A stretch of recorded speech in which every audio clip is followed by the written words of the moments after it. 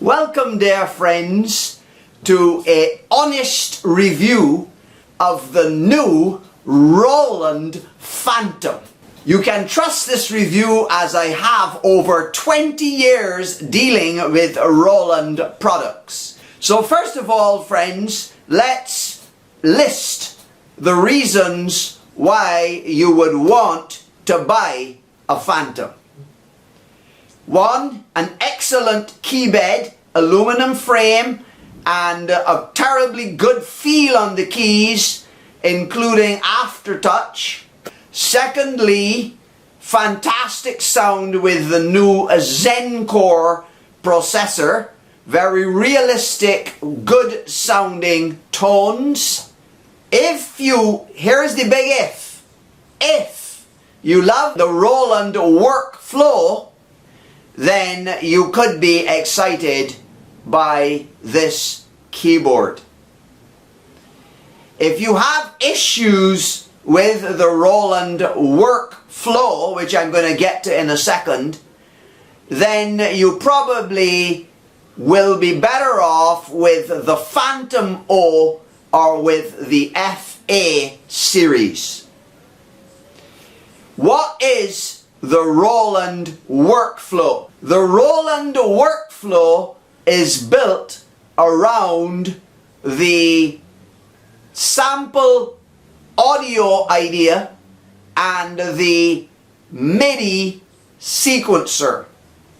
What the Fantom offers over the FA and the Fantom O is a number of additional features or perks. You get an analog filter, you get CV and gate outputs so that you can feed your modular if you're into modular, and you get a very advanced scene, what they call scene system, which allows you to create these different scenes. Now the thing about it is the basic workflow where you record MIDI information into the sequencer and audio information into the sample pads remains. Now if that suits your song creation process, then by all means go for it. But the Roland Fantom is $3,400.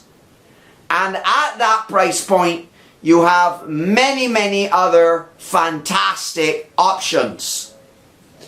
Down at the $1,500 option, which is the FA06 and the Fantom O, you will be hard pressed to find a keyboard at that price point that offers all the fantastic features and benefits the Roland offers.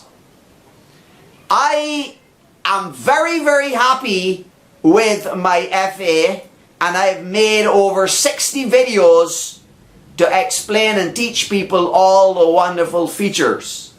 I am as happy with my FA as the day I bought it. If I was going to spend $3,500 on a keyboard, I would have to seriously consider other offerings in that price category from Yamaha, Korg, and Dave Smith instruments. The takeaway point is the Roland Fantom is not cheap. It is their flagship keyboard and compares in price to the top of the line keyboards by all the other manufacturers. Therefore, you have to think hard and long before buying it. If you are an FA06 or Fantom O owner and you are already radically in love with their workflow, then by all means upgrade.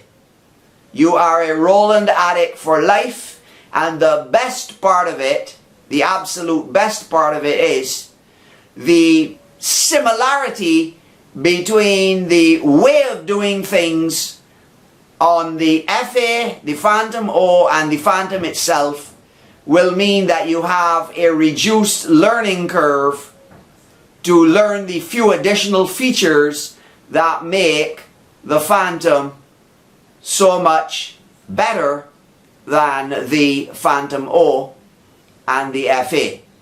But let us speak a little more about the workflow. It does not permit analog audio recording into the sequencer. If I go with a workstation costing $3,500, I want to not just augment and complement my computer DAW, I want to completely replace it with my workstation.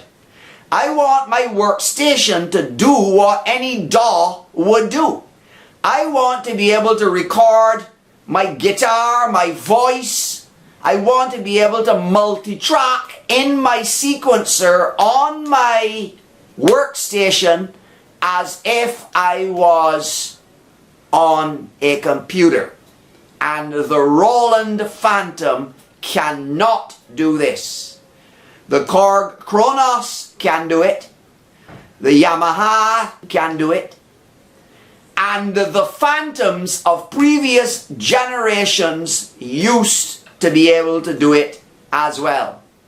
So when Roland made this change in their workflow, their music workflow, they lost people who liked the conventional DAW workflow, and they gained people who like this new workflow.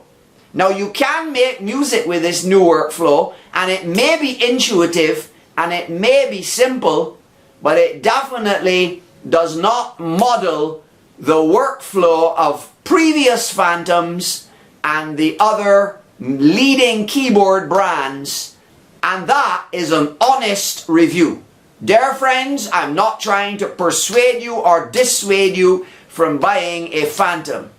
The Stephen Mendes channel just wants to make sure that whatever you do it to get the most success and the least amount of regrets. Thanks for watching, and see you in the next video.